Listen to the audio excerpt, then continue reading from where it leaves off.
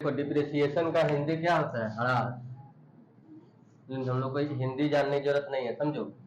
कोई भी एसेट्स, ठीक है, एसेट्स मतलब समझा, टेंजिबल। टेंजिबल मतलब जैसे बिल्डिंग हो गया, प्लांट हो गया, मशीन हो गया, ठीक है। जितना टेंजिबल एसेट्स है उसका देखो यहाँ पर क्या लिखता है, डिप्रिसिएशन है रिडक्शन। रिडक्शन मतलब कम होता है, समझो। अभी नया लेसन है, शुरू से अच्छा से समझो, ठीक है। डिप्रिसिएशन एक प्रकार का क्या है, रिडक्शन है। किसमें? Book value of fix assets. इसका मतलब क्या होता है? Book value of fix assets मतलब जो एसेट्स का वैल्यू होता है उसका दाम क्या होता है, धीरे धीरे क्या होता है, कम होता है। धीरे धीरे क्या होता है, कम होता है। उसको ना अकाउंट में क्या बोला जाता है, डिप्रिसिएशन। लेकिन कम क्यों होता है? तो हो सकता है क्या, due to wear and tear, मतलब टूट फूट के कारण, या तो टाइम निकल गया। कोई टाइम पता है ना, कोई कोई सामान का अगर डेट एक्सपायर कर गया तो उसका दाम क्या हो जाता है, कम हो जाता है, तो बेकार हो जाता है। या ड्यू टू ऑब्सोलेंस। ऑब्सोलेंस मतलब होता है उसको चलन से हट जाना। अभी अभी जैसे हम लोग गाड़ी लेते हैं, सिंपल सा फर्क बताओ, अभी गाड़ी लेंगे तो किक मारने वाला कोई लेगा? नहीं लेगा। अभी सबको चाहिए सेल्फ स्टार्टर, तो बोला गाड़ी का चलन क्या हो गया, हट गया, तो उसका दाम एकदम समझो कम हो गया। दूसरा बात, या तो कोई एसेट्स का एक्सीडेंट हो गया तो उसका दाम क्या हो जाता है, कम हो जाता है। ड्यू टू यूज भी, ठीक है, ड्यू टू यूज, हम लोग कोई भी सामान यूज भी करते हैं तो उसका दाम धीरे धीरे क्या होता है, कम होता है, ठीक है। तो डिप्रिसिएशन समझ गया। डिप्रिसिएशन का मतलब क्या हो गया कि कोई भी बुक वैल्यू फिक्स एसेट्स का अगर कम होता है तो उसको क्या बोलते हैं अकाउंट में, डिप्रिसिएशन, ठीक है। ऑब्जेक्टिव ऑफ डिप्रिसिएशन, डिप्रिसिएशन क्यों लगाया जाता है? देखो, सबसे पहले हम लोग का सही प्रॉफिट एंड लॉस जानने के लिए, प्रॉफिट एंड लॉस है ना, आगे शॉर्ट फॉर्म पहला बार यूज हुआ है, प्रॉफिट एंड लॉस, ठीक है। प्रॉफिट एंड लॉस देखो इसलिए होता है कि बिजनेस है, बिजनेस में जो जो भी मशीन लगाया है उसका एक समय है, उतना दिन ही रहेगा, फिर दोबारा नया मशीन खरीदना पड़ता है। तो जो मशीन पहले से, जो भी मशीन है जितना दिन रहेगा उतना दिन को उसको क्या निकालना पड़ता है, डिप्रिसिएशन, ठीक है। उसके बाद क्या लिख रहा है, so the true and fair value of financial position. जैसे देखो, फाइनेंशियल पोजीशन मतलब अभी हम लोग का एसेट्स कितना है। मान के चलो हम लोग को बिल्डिंग था 1 लाख में खरीद, 1 लाख में हम लोग खरीद देते, तो इसका दाम धीरे धीरे प्रत्येक साल क्या होते रहेगा, घटते जाएगा। तो इससे हम लोग को क्या पता चलता है, अभी हम लोग का कितना बिल्डिंग है, ये हम लोग को पता चलता है किससे, डिप्रिसिएशन लिखते जाएंगे तब। फिर क्या लिखता है, to comply with the legal provision. जितना भी लीगल प्रोविजन होता है उसमें हम लोग इसको अप्लाई कर सकते हैं, किसको, डिप्रिसिएशन, कानूनी प्रक्रिया में। देखो दो तरह से हम लोग डिप्रिसिएशन को रिकॉर्ड करते हैं। देखो दोनों, तुम लोग को लग रहा होगा दोनों एक ही चीज है, लेकिन दोनों एक ही टॉपिक नहीं है। हम लोग दो तरह से डिप्रिसिएशन को अकाउंट में रिकॉर्ड करते हैं। एक हम लोग का depreciation is credited to assets account, जो कि ज्यादा हम लोग यही तुम लोग को पढ़ना है, ठीक है। हम लोग यही ज्यादा पढ़ना है कि डिप्रिसिएशन को कहाँ लिखना है, एसेट्स अकाउंट में क्रेडिट करना है। और एक नहीं, डिप्रिसिएशन के लिए अलग से हम लोग मेंटेन करते हैं क्या, प्रोविजन फॉर डिप्रिसिएशन, ठीक है। तो ये हम लोग को बाद में पढ़ना, पहले ये हम लोग को पूरा क्वेश्चन यही रहेगा। तो फर्स्ट नंबर क्या लिखता है, मेथड ऑफ चार्जिंग डिप्रिसिएशन। हम लोग कितना मेथड है, देखो ध्यान से, यहाँ पर दो मेथड, एक स्ट्रेट लाइन मेथड और एक क्या है, डिमिनिशिंग मेथड। स्ट्रेट लाइन को ना, सुनो, स्ट्रेट लाइन को ना फिक्स इंस्टॉलमेंट मेथड भी बोला जाता है। स्ट्रेट लाइन को क्या बोला जाता है, फिक्स इंस्टॉलमेंट मेथड, ठीक है। क्या क्या बोला जाता है इसको, हम लोग क्या क्या बोल सकते हैं, फिक्स्ड इंस्टॉलमेंट मेथड भी इसी को बोला जाता है, ठीक है। ओरिजिनल कॉस्ट, ठीक है, क्या बोला जाता है, ओरिजिनल, ओरिजिनल कॉस्ट मेथड भी इसी को बोला जाता है, ठीक है। तो fix installment method, original cost method, सब इसी को बोला जाता है, किसको, स्ट्रेट लाइन मेथड को। स्ट्रेट मतलब क्या होता है, सीधा, ठीक है। इसमें डिप्रिसिएशन क्या रहेगा, प्रत्येक साल सेम रहेगा। इसमें डिप्रिसिएशन प्रत्येक साल क्या रहेगा, सेम रहेगा, एकदम सेम डिप्रिसिएशन चलेगा। मतलब 10,000 रुपये लग रहा है तो प्रत्येक बार 10,000 10,000 10,000 10,000 ही डिप्रिसिएशन लगेगा। इसमें डिप्रिसिएशन, अगर रेट ऑफ डिप्रिसिएशन नहीं दिया रहा, सुन लीजिए, ये फॉर्मूला कब लगाएंगे, जब रेट ऑफ डिप्रिसिएशन नहीं दिया रहेगा तो हम लोग ये लगाएंगे, ठीक है। कॉस्ट ऑफ एसेट्स, जितना का एसेट्स रहेगा उसमें से स्क्रैप वैल्यू, स्क्रैप वैल्यू क्या बोलते हैं, कचरा के भाव में अगर उसको बेचेंगे तो कितना में बिकेगा, ठीक है। उसका कॉस्ट नहीं देखना होता, स्क्रैप में बेचना, ठीक। और लेस एस्टिमेटेड लाइफ, ठीक। कौन सा बंद को समझ जाएगी दोस्तों, 5 मिनट बस। इसके बाद देखो यहाँ पर अगर रेट दिया हुआ रहेगा, ठीक है, अगर रेट हम लोग का दिया हुआ रहेगा तो तुम फिक्स है एसेट्स इनटू रेट बाय 100 निकाल लेंगे, ठीक। नहीं दिया रहेगा स्ट्रेट लाइन मेथड में तो हम लोग ये फॉर्मूला से निकालेंगे, ठीक है। और जब बनेगा तब पूरा समझ में आ जाएगा। इसका एडवांटेज क्या क्या है, तो सबसे पहले सिंपल मेथड है, एकदम आराम से फिक्स मेथड से चलते रहता है। इसमें डिप्रिसिएशन को तुम ये ऑब्जेक्टिव है याद रखना, इसमें डिप्रिसिएशन 0 तक चल जाएगा। इसमें डिप्रिसिएशन ना इतना तक जाएगा कि एसेट्स का दाम क्या हो जाएगा, 0 हो जाएगा, ठीक है। और सबसे पहले इसको डिप्रिसिएशन निकालना बहुत आसान है इसमें।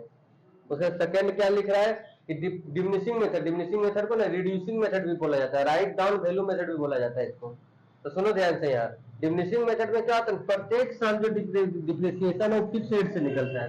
किस रेट से निकलता है, फिक्स रेट से निकलता है। लेकिन रिड्यूसिंग बैलेंस में मतलब मान के चलो 1 लाख रुपया का कोई एसेट था, 10,000 लगा, 90,000 बचा, अगला साल 90,000 पर निकलेगा, फिर जो बचेगा मतलब घटते क्रम में निकलता है डिप्रिसिएशन। यही ज्यादा यूज होता है। अगर कहीं क्वेश्चन में नहीं दिया रहेगा कि कौन मेथड लगाना है तो हमेशा याद रखना कौन मेथड लगाएंगे, डिमिनिशिंग। इससे भी तुम लोग का एमसीक्यू बहुत आएगा, ठीक है। तो depreciation equal to assets into rate by 100। और अगर रेट इसमें तो फिक्स है कि रेट का काम है, अगर रेट नहीं दिया हुआ रहेगा, ठीक है, अगर रेट दिया हुआ नहीं रहेगा तो याद रखना कि रेट नहीं दिया रहेगा तो 1 माइनस n मतलब नंबर ऑफ ईयर, s मतलब स्क्रैप वैल्यू, और c मतलब कॉस्ट इनटू 100 लिख लो। पहला डिप्रिसिएशन का, सबसे पहले एसेट्स खरीदने का लिखते हैं।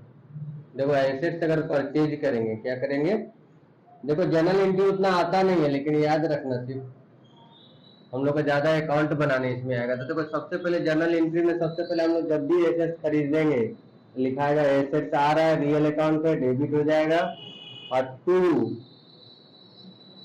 कैश बैंक, ज्यादातर कैश बैंक ही रहेगा, ठीक है, कैश बैंक या क्रेडिटर।